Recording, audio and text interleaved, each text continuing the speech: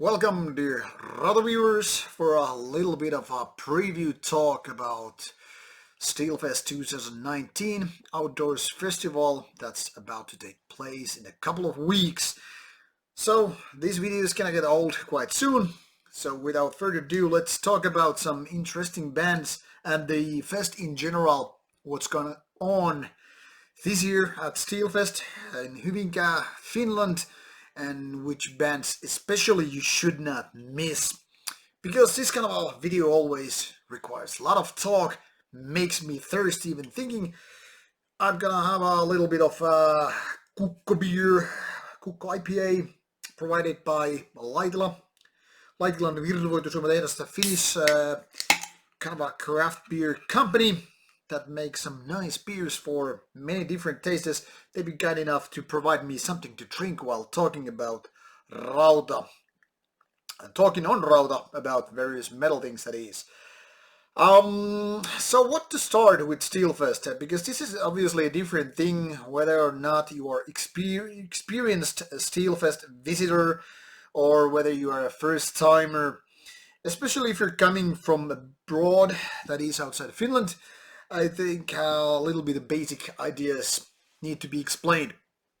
So let's start with that prior to taking a look at the bands. If you're coming from, various countries, you're probably going to land in Helsinki. And from there, Hyvinkää is not too far away. You probably need a bus or train, which are rather easy to use. That of course applies to people living in Finland as well.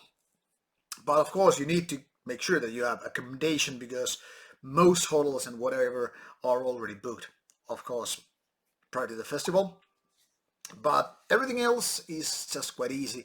Get your ass tracked to Hyvinkää, and because it's kind of a small city, finding Steelfest is easy. Then you just go fix your tickets, get right in, and get sucked into the darkness known as Steelfest.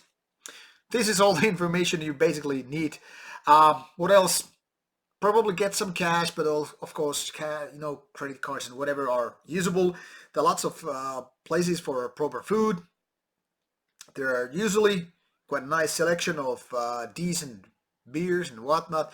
Not maybe for the hipster kind of, like me, the special kind of stuff. But I mean, it's more than just basic beer. And there will be shirts available, even some politically incorrect ones. There will be souvenirs. Everything is basically taken care of there. You just go in and see the shows, get to meet and greet with the other fans, maybe meet some band members. It's a relatively small area, and people are always kind of like-minded for a given reason. Most bands are, after all, black metal bands. There are some death metal bands, some hybrid ones, but it's all about being extreme metal. There are no kind of a mainstream, easygoing, whatnot metal bands. Everybody should know by this moment what Steelfest is all about. And if you're totally clueless, just check out the links, and you will get to know all the necessary information. So there are plenty of bands which I'm gonna talk about a little. I'm gonna just make my selections. That is not to say you shouldn't see other bands, or maybe these other bands are your cup of tea more than the ones I'm gonna mention here. By now I have not yet gotten agreed any in the reviews so far. They're still, so to speak, in the works. So let's see what Rauta can interview this year. There are lots of interesting bands, so obviously I have backup plans, but I cannot just announce anything yet, I'm afraid. That is regarding the interviews. But I hope that this year will be the first one that I can actually use my camera crew to get both days done and get some nice bands interviewed. But that is yet to be kind of figured out. So grab yourself some beer. Now we're gonna talk about some bands being in Steelfest 2019. Yum. IPA works every time for me. Now Obviously, on the background, you're gonna see kind of as a background setup picture the uh, schedule. Not full schedule, but both days, bands split up there. But obviously, it will be just easier for you to just open your browser window and check out the bands, which bands are playing on which day and whatever. Now, you probably noticed there are quite a few bands both days. It's gonna be a busy schedule. It's full of bands, and it's kind of a tiresome to try to even see all of them. My point as a kind of a seasoned veteran of many festivals is that don't even try to see them all. That is, unless you're really hardcore maniac, it will just kind of ruin your day. I mean, everybody needs to eat, drink, and take a piss every now and then, or just relax with a couple of friends and a couple of booze glasses there. But then again, if you want us to see them all, by no means, I'm not here to stop you. I'm just giving pointers that not maybe every band is equally worth seeing. Usually, as many bands I try to see, usually I just fail to see some of them because, interviews and friends and whatever. But let's take a look on the list. On Friday, there are lots of interesting bands, as there are on Saturday. Saturday, even more bands than on Friday. And I cannot say there's like any band that doesn't appeal to me at least a little bit. But because I'm not going to list them all, I'm just going to talk about better ones, in my opinion, or not necessarily better ones, but more interesting ones, in my personal opinion. I'm going to just, say a few words about these and that. Now, you might know this tale, Disciples of the Void, which last year made their first release. Very, no, well, not maybe very good one, but good one nevertheless. That's gonna be interesting one, but it's not on my top bands to see. Why so? Well, I don't have big expectations for a band that is relatively new. Usually they end up being disappointment. But then again, the album was quite good, so I think that is something that maybe should be on your so-called B list. When we rolled the information a little bit further, the Strollheim Growth that made a nice comeback album last year also. I think that is definitely worthwhile seeing. They are experienced, even though they have had a long pause, but it's not like this is their first gig after, a lot of breaks. So I think that is definitely something that is worthwhile. Also, Arcan Infestus from France, kind of a Black Death kind of a combo, very aggressive, very intense on live stage. I think that is definitely something that might be interesting. That is, not, if you're not death metal allergic. Then there is Evil, which is not your typical name to be seen on stage, like in Finland especially. So I think that might be very, very interesting. Also, Monarch from Canada. Uh, I liked the material I heard. I mean, I am kind of a fan of melodic Canadian, should I say, new school black metal. I've not heard it much, but I think there is some totally great potential. So that would be on my personal list. Definitely what I want to see is Vagrov playing, I think their first gig ever. They did just, release their second album, much hyped band in a way, being this kind of emperor style of symphonic synth-filled black metal. I think that's gonna be a sort of a big deal for many people, at least to people who are into kind of an emperor style of synth black metal. I don't know how it's gonna turn out live. I know there will be some seasoned players in the live setup. I don't know exactly who, but I think it's definitely one of those bands you want to see. Then Belfagor is gonna probably just deliver kind of a good standard gig as it is with Horna, but those are the kind of bands that are not that rare even in Finland. Immolation would be my one of the other tips of the day. That is, if you have a death metal spot in your heart, Immolation is strong and they're old veterans. They're not gonna probably tour next 20 years or so. So I would take a chance to see Immolation if you haven't seen them so far. And last, and definitely not least, is Mysticum from Norway, the industrial black metal originators. And I must say, I was a little bit, high when I saw them in Helsinki a few years ago, and they were majestically good. I mean, all those lights, they were just like, wow, expanding my mind. Maybe there was something to do with the green stuff, but I wouldn't, skip Mysticum even for money. Well, it needs to be a lot of money. Anyway, lots of interesting bands, and even the ones that I didn't even mention are probably worth seeing. So my point here is so many bands that needs to be seen and so little time. Now on Saturday we have very interesting lineup as well. Morgul and Oceans, Dilatier, so forth. Smaller and bigger bands. Morgul is definitely a strong one, but they are active in Finland, so if this is not your only trip to Finland, I mean, if you're Finnish resident, for example, skipping Morgul might not be that bad of a deal, but then again, they're a strong live band. And Oceans made Gumpack not too long time ago. I would definitely recommend to just check out for the sake of it, especially when these guys are also playing Day, so they like balancing things out with two different bands because the lineups are almost similar. Not quite, but still. So, and Oceans would be interesting because they are obviously 90s black metal and early 2000s, so might be a band that younger generation never got to see.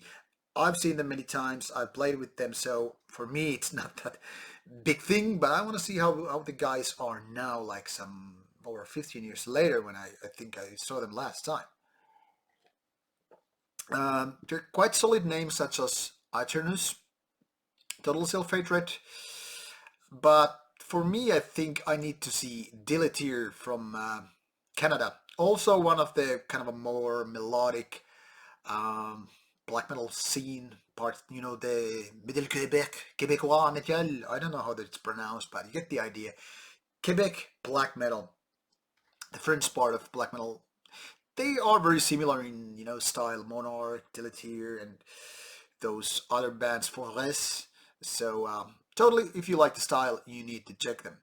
What in particular is interesting to me is Gaal's Word, because last time I see the band was, when the last I see the Gaal playing, not the Gaal's Word, was when he was back in the days in the Gorgoroth, and Gorgoroth made some nice gigs during Gaal's era, very intense in a way. So for me, this is a interesting thing to see how it's gonna turn out. I think Einherjar is just an interesting exception to the whole lineup because kind of a folkish, not my thing as shots, but might be the kind of a band that spices things up a little bit. Naglfar is probably very solid, but I don't have that high expectations.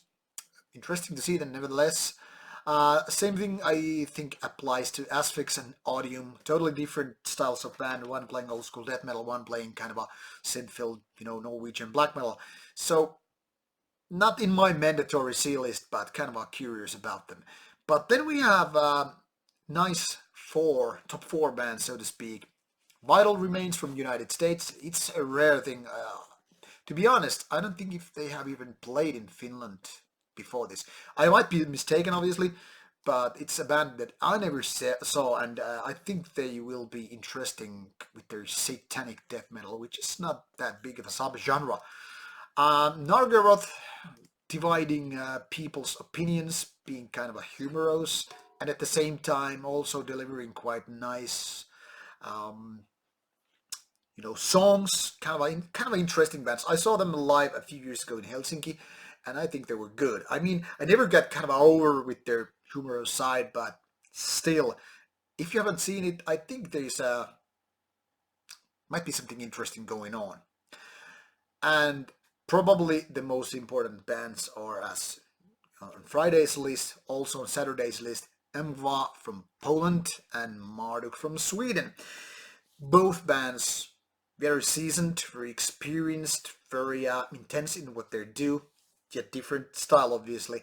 Mgwa playing that kind of, very atmospheric, kind of a more modern black metal in a way, but those very soothing songs, very kind of a Burzum-esque kind of a stuff. Totally worth watching and seeing them on live, on stage that is. And Marduk, obviously, they never fail. They've been touring a lot, and they've been kind of regular visitors in Finland as well. So I mean, if you saw them, last Steelfest, or last time they were in Steelfest, that is, and Steel Chaos, or both, I don't know. They are gonna be this kind of a special gig, so it's gonna be interesting. But at the same time, it's also a band you've probably seen many, many times. But Marduk, then again, never fails to be interesting. It's always very intense, very aggressive. Well, those guys are not just, some hobby black metalers. They're here for some serious stuff. So lots of different and interesting bands. There are no weak links, in my opinion, on neither of those days. So what to do when you don't just have the time or energy for all of them?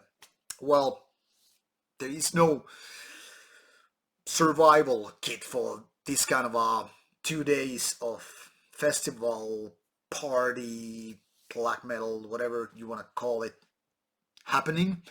Obviously, sleep well, eat well, don't get too drunk, and just save and preserve your energy to see the bands you want to see the most.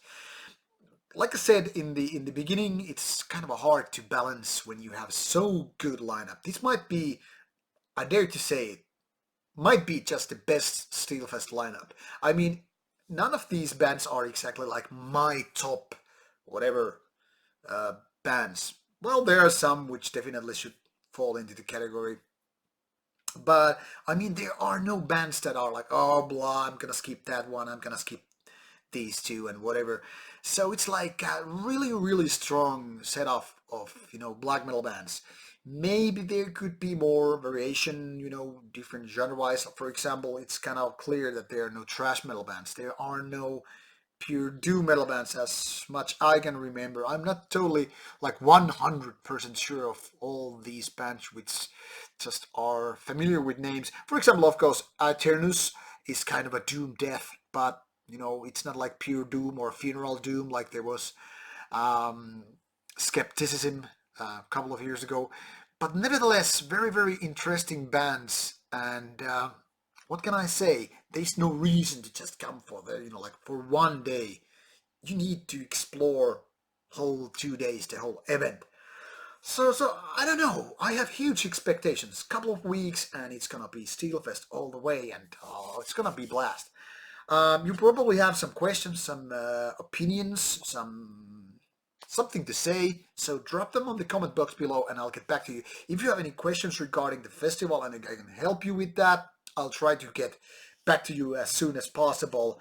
And you might, but I think it's kind of a useless to throw me ideas. Hey, you should interview this and that band, because first of all, I already have the list made, and I will be sending those emails to just secure those interviews as soon as possible. Secondly, even as much as I try to get some bands interviewed. For example, like Marduk, last time I never got even reply for the promoter. So I don't know, some bands are just kind of a hard to get hold onto. So it's out of my hands which bands I get to interview. I have my top list, and if there's some bands that just gonna skip, then I will have plan Bs. And should you see me on Steelfest, feel free to just poke me by the sleeve and say hello, and maybe we will have time to just enjoy some beer, and let's hope it will be warm enough for just us to dress up with t-shirts and whatever. Usually the weather is relatively nice, and it's gonna be cool. But I don't know what else to say. Probably already way too like the video. Get your ass to Steelfest 2019 and end of all this, and enjoy your weekend with some quality beers, good friends, and obviously good metal music. See ya in Steelfest, and take care.